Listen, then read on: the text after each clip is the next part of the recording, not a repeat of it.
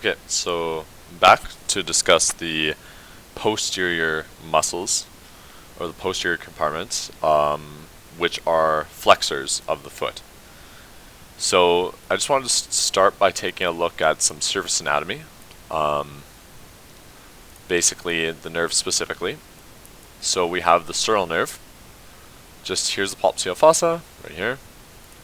The tibial nerve, which then gives rise to the sural nerve traveling between the two gastrocnemius muscles, and it also gives rise to the common fibular nerve, which sends off a branch called the lateral surocutaneous nerve, so lateral side, medial side, which then sends off a communicating branch to connect with the sural nerve, which continues all the way down the foot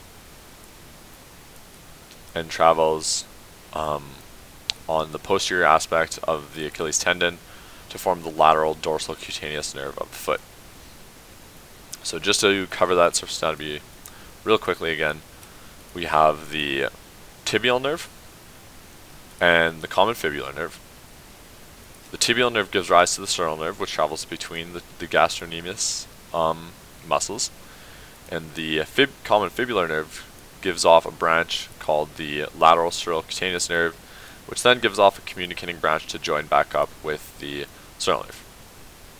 Okay, the next thing I want to talk about is the actual muscles of the posterior compartment.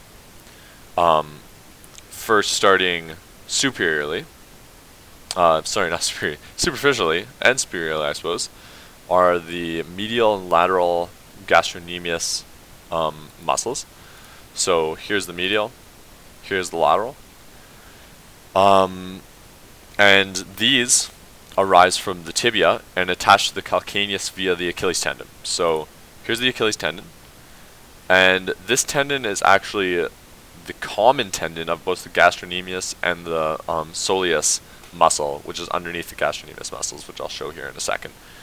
And it attaches to the calcaneus, and it's a flexor of the foot. So basically, just removing the gastrocnemius medial and lateral, we expose the soleus, and it contributes fibers as well to the Achilles tendon right here, which is a common tendon between those two muscles. And then finally, kind of tucked right in here behind this network of nerves I'm now going to hide,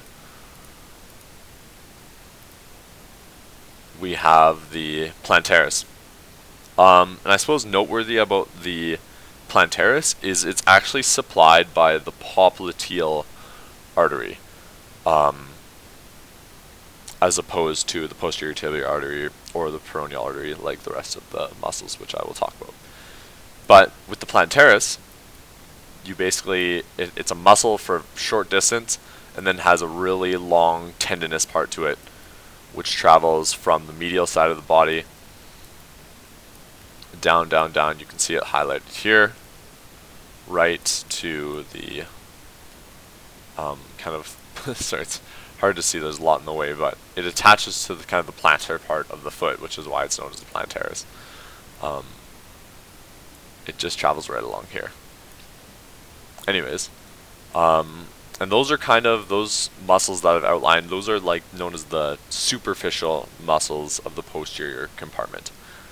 The deep muscles, you'd have to retract the soleus, and I'm also going to remove the Achilles tendon to visualize them. Just give me a second. I'm going to take away some of these nerves so that we can visualize this a bit better. Okay, that's a bit cleaner. So, as for the deep muscles, there are three. The Tibialis Posterior, which also aids in plantar flexion, as well as inversion. And it inserts into the posterior tibia and fibula. So here's the Tibialis Posterior, and you can see that it has insertion points in the tibia as well as the fibula. But mostly the tibia. And then we have the Flexor Digitorum Longus and the Flexor Hallucis Longus. So like their anterior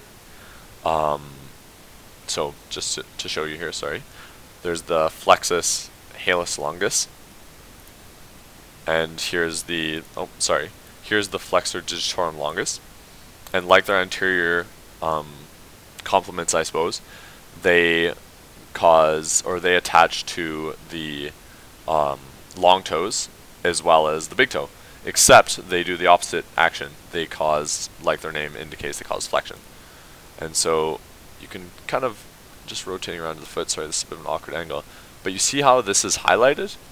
These are the tendons that attach to the underside of the phalanges of the foot, caused by the flexor digitorum longus, and you can see how if those contracted, you would get flexion of the phalanges of the long toes.